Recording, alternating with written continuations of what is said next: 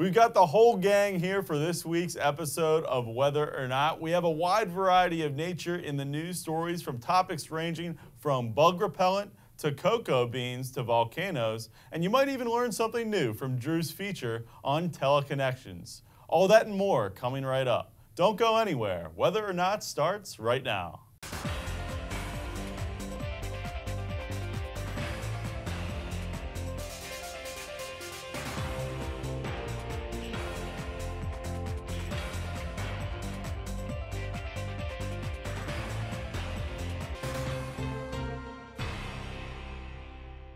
Hello and welcome to this week's episode of Whether or Not. I am your host, Brian Cizeck. And I'm your co-host, Colby McCabe. Well, Colby, the students have left for spring break, and they left behind some fairly decent conditions here in State College. That's right, Brian. We had a little bit of everything, featuring some days with sunshine with a little rain mixed in. So some days were good for the umbrella, while others were good to throw on those shades. Can't disagree with you there. And we have a full house for you today. Allie and Drew will be joining us in the studio for some Nature in the News stories. And without further ado, let's get, well, right to Nature in the News.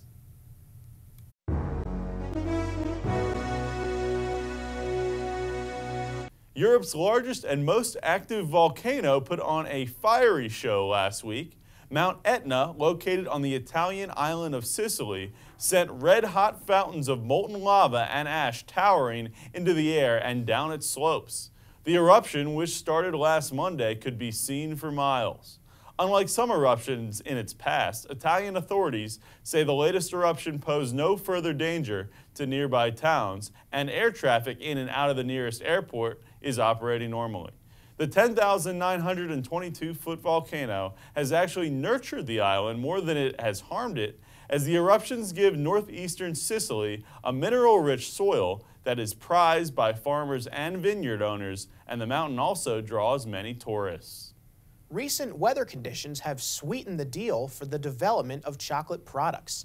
An ample amount of rain has fallen this past week throughout the Ivory Coast, the world's top cocoa producer. This bodes well for the development of the cocoa crop in the coming weeks. There is one caveat, however. This rise in production will only come to fruition if the temperatures do not rise to extreme levels. The months of February and March typically bring hot temperatures to the Ivory Coast, which can damage soil quality by making it dry and brittle, conditions that aren't favorable for crop production. As long as the rain keeps falling and the sun isn't too strong in the upcoming month, Ivory Coast farmers are confident that cocoa production will be much stronger than it was last year. The Minnesota Vikings' new glass-plated football stadium has become a death trap for birds.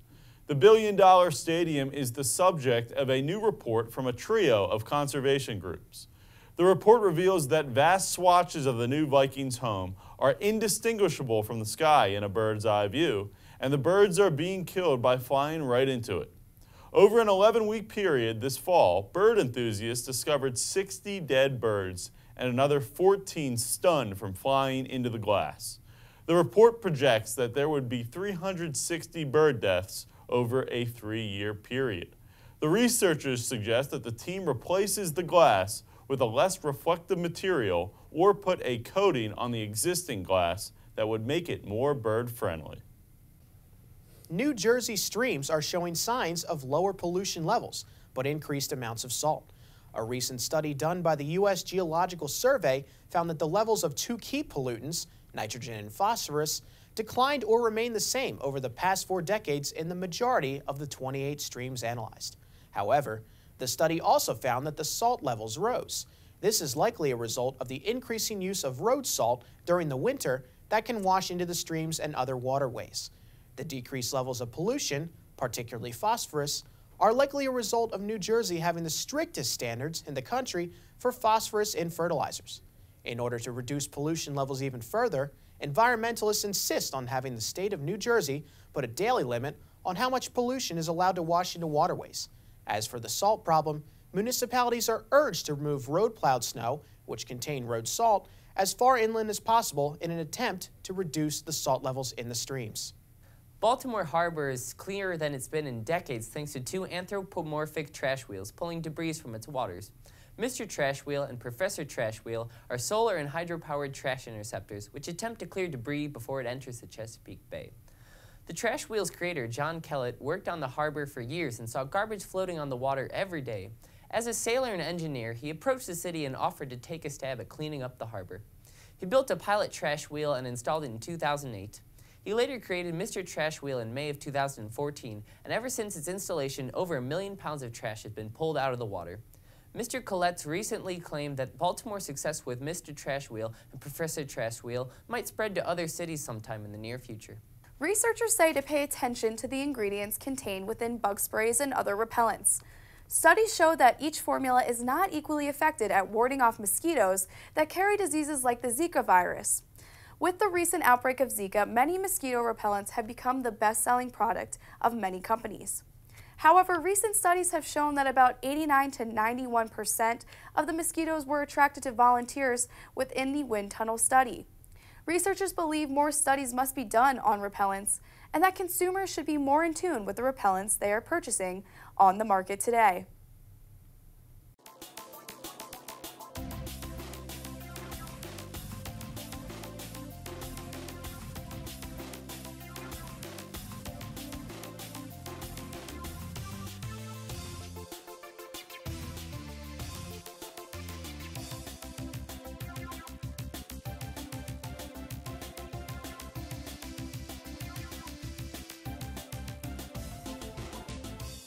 As a meteorologist, nothing irks me more than hearing people complain that weathermen are always wrong.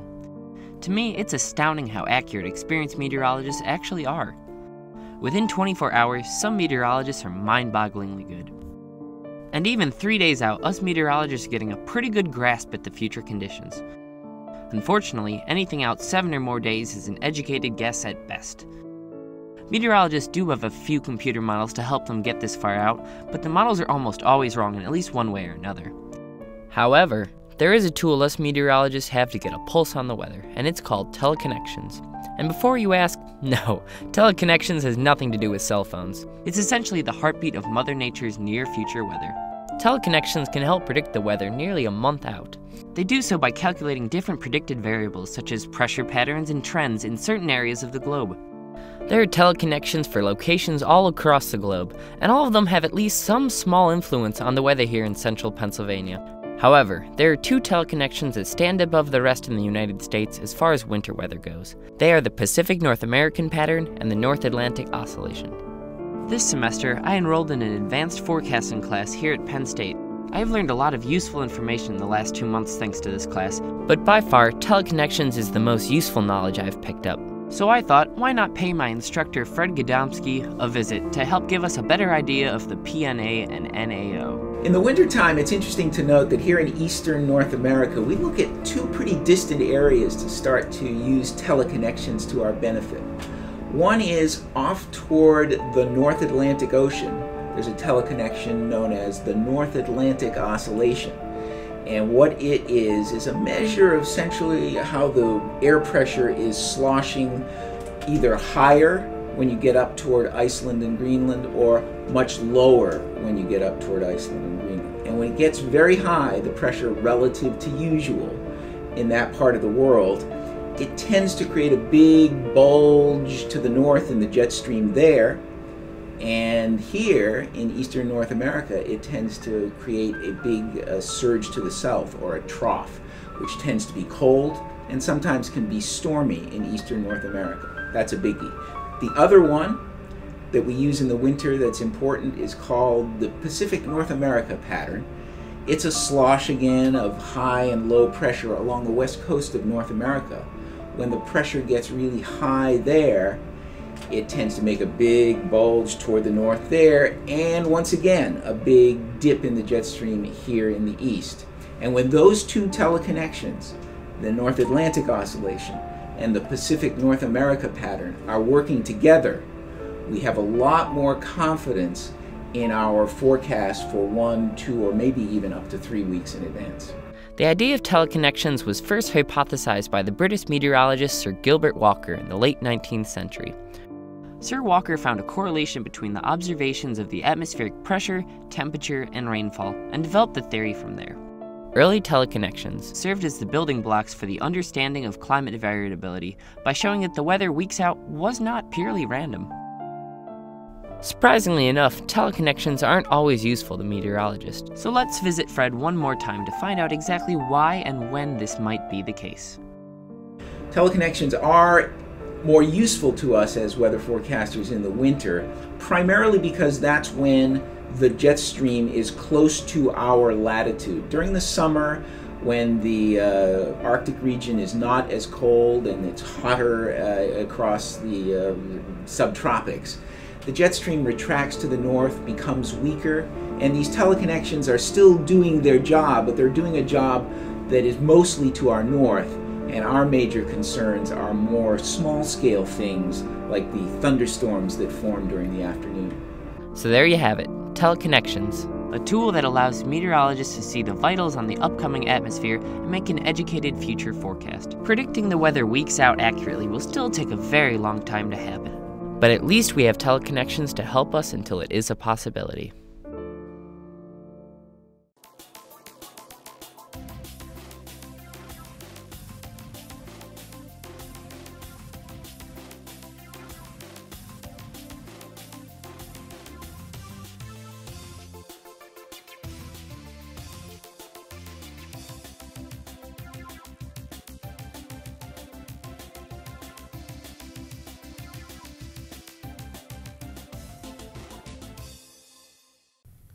Well, I certainly hope you learned something new in that feature by Drew about teleconnections and how the global circulation of air can affect our weather conditions and improve the long-range forecasting for meteorologists around the world. Right, it's an interesting topic and one of ongoing research in the meteorological community.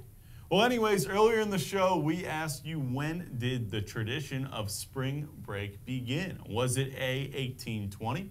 B, 1930, C, 1945, or D, 2000? If you guess B, you are correct.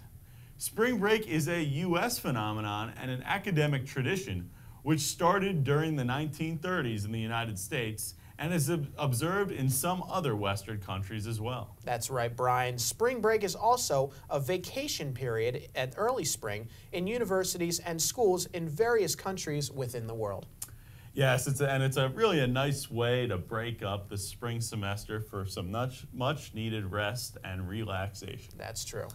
Well, anyways, that's all we have for you today on this week's edition of Whether or Not. I'm your host, Brian Cizeck. And I'm your co-host, Colby McCabe. Have a fantastic weekend.